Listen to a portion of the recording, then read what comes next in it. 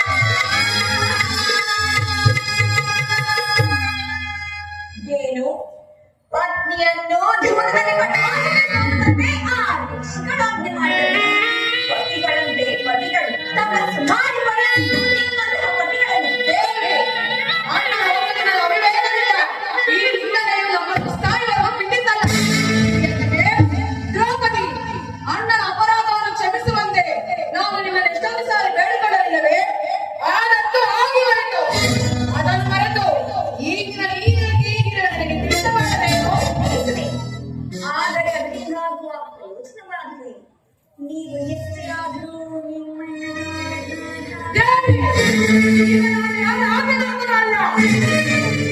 ಅದು ಹಿಂದಿನ ಮಾತು.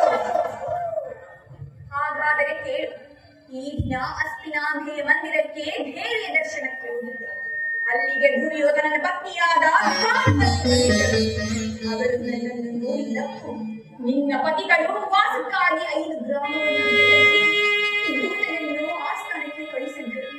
ಇನ್ನೇನು ಸಂಜೆ ಆಗಲಾದರೂ ಈ ನಿನ್ನ ಬಿಚ್ಚಿದ ಕೀಸಿದ ಆಶೆಯನ್ನು ಮುಡಿದತ್ತವೆಂದು ಹೇಳಿ ನ ಕಳಿಸುವ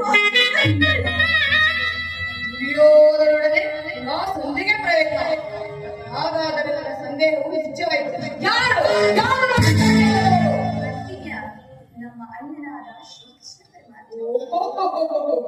ಗೋಪಿಕಾಂಗಳೆಯರ ವಿಲಾಸ ವಿಭಾಗದಲ್ಲಿ ಮೊದಲಾದ ಆ ಯದುಪತಿಯು ಯುದ್ಧವನ್ನು ನಡೆಯುವುದು ಸಹಜ. ಅರ್ಜುನನ ದ್ವಾರದಿಂದ ಹಿಂತಿರುಗಿದಾಗಲೇ ಹೀಗಾಗಬಹುದೆಂದು ನನಗೆ ಮೊದಲೇ ತಿಳಿದಿತ್ತು. ಆದರೆ ಆ ಭಾನುಮತಿಗೆ ನೀನೇನೆಂದು ಉತ್ತರ ಕೊಟ್ಟೆ? ಪ್ರಶ್ನೆಗೆ ಸರಿಯಾದ ಉತ್ತರವನ್ನು ಕೊಟ್ಟೆ. ಈ ನಿನ್ನ ಕಟ್ಟಿದ ಮುಡಿಯನ್ನು ಬಿಡಿಸುವ ತನಕ ಈ ನನ್ನ ಬಿಚ್ಚಿದ ಮುಡಿಯನ್ನು ಕಟ್ಟುವುದಿಲ್ಲವೇ ಭಾನುಮತಿ. ಚಮತ್ಕಾರವಾದ ಉತ್ತರವನ್ನೇ ಕೊಟ್ಟಿರಿ. ನೀನು ನನ್ನ ಸಂಗಡ ಕದನ ಮಾಡುವುದರಲ್ಲಿ ನನ್ನ ಚಾತುರ್ಯವನ್ನು ಮುಗಿಸಿದಂತೆ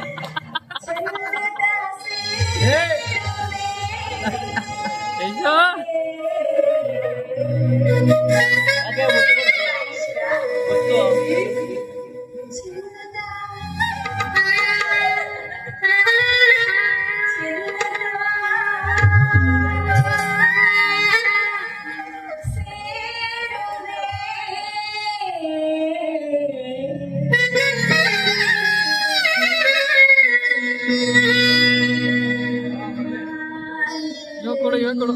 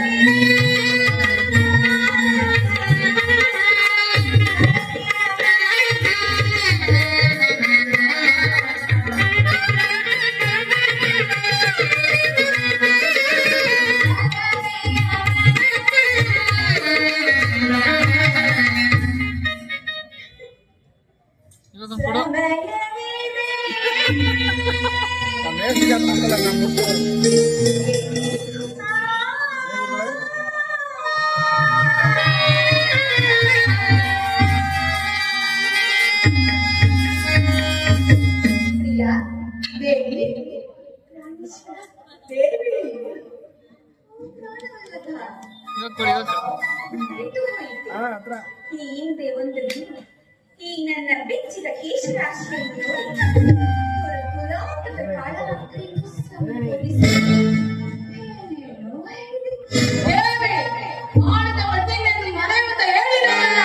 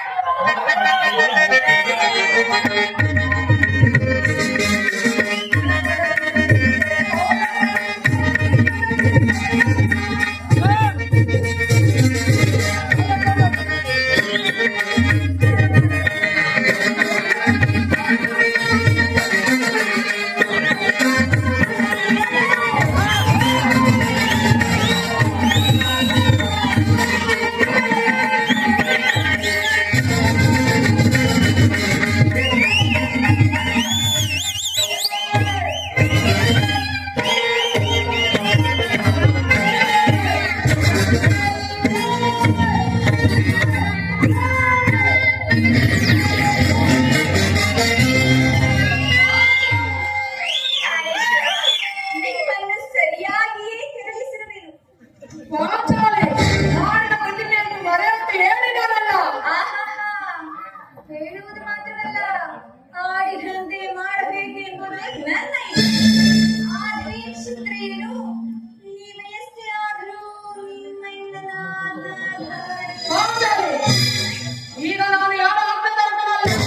ಶಾಂತಿಯನ್ನು ಬಯಸುವವರು ತಂದೆಯ ಪ್ರಸ್ತಾಪದಲ್ಲಿ ಮಾಡಬಾರದು. ನಾನು ಯುದ್ಧವನ್ನು ಆಗಲಿಂದ ನಿರೀಕ್ಷಿಸುತ್ತೇನೆ. ಧರ್ಮಪರಾಯಣನಾದ ಯುಧಿಷ್ಠಿರನ ದುರಾತ್ಮನ ಆನಂದರ ಅಪರಾಧಗಳನ್ನು ಕ್ಷಮಿಸಬಹುದು, ಆದರೆ ನಾನು ಮಾತ್ರ ಕ್ಷಮಿಸುವುದಿಲ್ಲ. ನೋಡೋಣ, ಸಂಧಿಯ ಪ್ರಸ್ತಾಪವನ್ನು ಕೇಳಿ ಭೀಮಸೇನನು ಕೆಳಗೆ ಕೇಸರಿಯಂತೆ ವಿಜೃಂಭಿಸಿದನು. ಅವನನ್ನು ಸಮಾಧಾನ ಮಾಡಲು ಇಂದ್ರ ಮತ್ತು ಯಾರು ಸತ್ತರಲ್ಲ. ಈ ಸಾರಿಯ ಭೀಮನ ಕೋಪಕ್ಕೆ ಈ ದ್ರೌಪದಿಯ ಮೂರು ಕಾರಣಗಳು. ಶ್ರೀಕೃಷ್ಣ ಪರಮಾತ್ಮರು ಜಗತ್ತಿನ ಸುಖ ದುಃಖಗಳಿಗೆ ಈ ಸ್ತ್ರೀಯರೇ ಮೂಲ ಕಾರಣಗಳು. ಸಹೋದರ ಭೀಮಸೇನ, ಅಗ್ರಜ, ಪಾಂಚಾಲಿ ಸಮಾಚಾರವೇನು? ಅಣ್ಣನಾಗಿ ಸಿಟ್ಟಾಗಿರದೆ ಬೇಕೆ ಈ ನನ್ನ ಬಿರುಕುನಲ್ಲಿ ನಿಮ್ಮ ಪ್ರಶ್ನೆಗೆ ತಕ್ಕ ಉತ್ತರ ಕೊಡಬಲ್ಲದೆ. ಅಗ್ರಜ, ನಿಮ್ಮ ಆಜ್ಞೆಗೆ ವಿರುದ್ಧವಾಗಿ ನಿಂತಿನೆಂದು ಭಾವಿಸಬೇಡಿ. ವಂಚಕರ ಪ್ರತಿ ಸಂರಕ್ಷಣೆಯಿಂದ ಸಮಯಕ್ಕೆ ಸರಿಯಾಗಿ ಬಂದಿರಿ. ಅಗ್ರಜ, ಸಮಯಕ್ಕೆ ಸರಿಯಾಗಿ ಬಂದಿರಿ. ನನಗೆ ಯಾರಲ್ಲಿಯೂ ಕೋಪವಿಲ್ಲ. ಅರ್ಜುನನ ಸಮ್ಮುಖದಲ್ಲೇ ನಿಮಗೊಂದು ಮಾತನ್ನು ಹೇಳಬೇಕೆಂದಿತ್ತು. ಅದು ನಿಮ್ಮಿಬ್ಬರ ಸಮ್ಮುಖದಲ್ಲಿ ಈಗ ಹೇಳಿಬಿಡುವುದು. ಅರ್ಜುನನು ಅನುಮೋದಿಸಬಹುದು, ನಕುಲ ಸಹೋದರರು ಸುಮ್ಮನಿರಬಹುದು. ಆದರೆ ಈ ದಾಸ್ಯವೃತ್ತಿಯನ್ನು ನಾನು ಪಾಂಡವರ ಗಣಕನೆಂದೇ ಭಾವಿಸುವೆನು. ಕಂಡವರ ಮನೆಯ ಬಾಗಿಲಲ್ಲಿ ಸಂಧಿ ಆಚರಣೆ ಮಾಡಲು ಪಾಂಡು ರಾಜ್ಯವನ್ನು ಪುತ್ರರನ್ನಾಗಿ ಮಾಡಿಲ್ಲ. ಈ ಅವಮಾನವು ನಿಮಗೆ ಸಹ್ಯವಾಗಿ ಕಾಣಬಹುದು. ಇನ್ನೊಂದು ಗಳಿಗೆಯು ನಾನು ನಿಮ್ಮನ್ನು ಅಪೇಕ್ಷಿಸಲಾರೆ. ನಾನು ಮತ್ತೆ ಈ ನನ್ನ ಗೆಳೆ ಈ ಎರಡು ಗುರುಕುಲವನ್ನು ಸಮೂಲವಾಗಿ ನಾಶ ಮಾಡಿ